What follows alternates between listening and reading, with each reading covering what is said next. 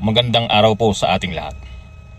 Nababahala lang po kasi ako sa ipinahayag ni Senator Win Gatchalian na meron daw security threat sa Senado. Alin ba yung security threat doon?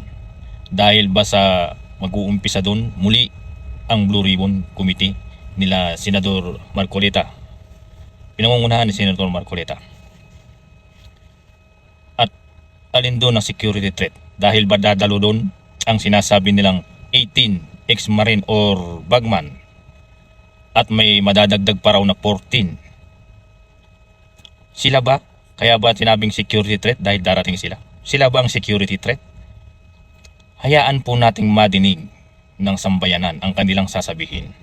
Kung totoo man ang sasabihin nila, hanapan nyo sila ng ebidensya at patunayan nila ang kanilang mga sinasabi. Ngayon doon naman sa mga nasasangkot, senador man o congressman, patunayan nyo rin, ipakita nyo rin ang ebidensya na hindi kayo sangkot dyan.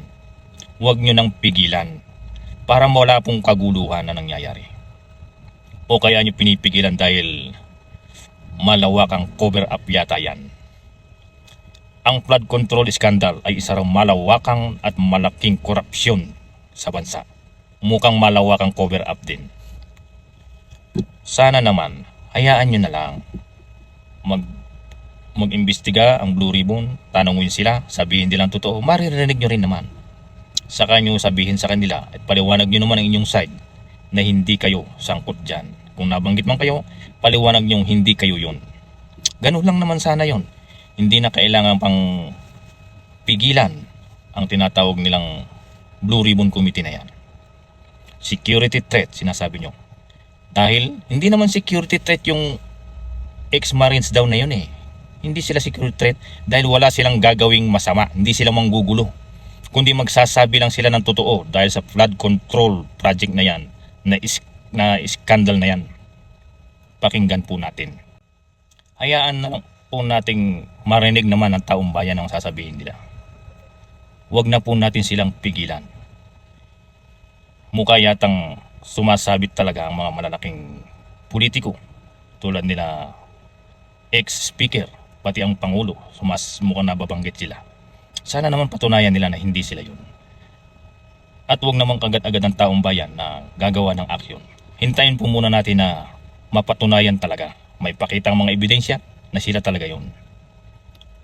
Sana naman po, kung kayo man po totoo man po yun, pwede naman pong ibalik ang pera at nang maitulong sa mahihirap ng mamamayan. Napakalaking pera, bilyon-bilyon ang nawala. Ngunit ang tao patuloy na naghihirap. Sabihin na nating 150 milyong populasyon. Wala pang 1 bilyon yun. Bigyan nyo ng pera ang bawat mamamayan, bawat pamilya. Kahit tigit-tigit 1 milyon, sigurado yan. Kahit papano.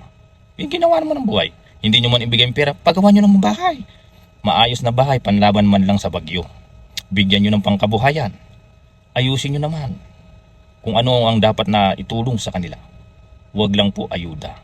Dahil ang ayuda, tulad nga muli ng sabi ko, pansamantalang tulong lang po yan. Wala na po agad. Tulong, trabaho, bigyan nyo ng pagkakakitaan. Tingnan natin ang barangay, anong dapat maitutulong yan para hindi mahirapan ang mga kababayan natin, mahihirap. Muli po, huwag na po nating pigilan pa ang investigasyon ng Blue Ribbon Committee. Pabayaan na po natin sila na mag-imbestiga.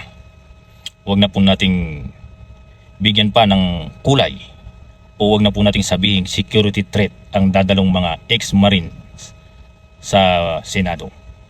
At madadagdagan pa po daw sila ng 14 member na ex-marine. Hayaan na po nating ipahayag nila kung ano man ang katotohanan ang alam nila. Nung una, pinapunta nyo ron nung unang hearing ng Blue Ribbon nila Senator Marcoleta, pinapunta nyo ron yata si DOJ Remulla. Ngayon naman mukhang NBI ang tinawag ninyo. Anong ihaharang ng NBI? Kanilang mga armas? Walang armas sa darating dyan ng mga Marines. Paano magiging threat sila dyan? Halimbawa lang, maaaring baka sila lang. Hindi ko naman sinabing sila. Baka lang naman. Kaya naman kasi sinasabing nakakagulat naman kasi. Sinabing may threat sa Senado. Mukhang natao naman yata sa umpisa ng pangalawang hearing ng Blue Ribbon. At dadalaw mga ex-Marines. Security threat daw. Sana naman po huwag na po tayong magkunwari. Huwag na po nating pigilan. At ang mga cover up, itigil nyo na po muna yan. Hayaan na po natin yung ipahayag. Kung yun naman po ay katotohanan. At kung may ebidensya naman, tingnan nyo mabuti. Suriin nyo mabuti. Muli po, wala naman po akong kinakampihan. Tulad po ng mga naririnig ko. Yung katotohanan lang po sana dahil napakalaking pera po ang involved dyan. At samantalang ang mahihirap at tuloy na naghihirap, tulungan nyo naman ang mahihirap. Yun lamang po. Muli po, wala po akong kinakampihan. At wala rin po kung pinatatamaan dito. Yung sistema lang po sa nangyayaring kinakampihan ko. Bato-bato po sa langit ang tamaan o magagad.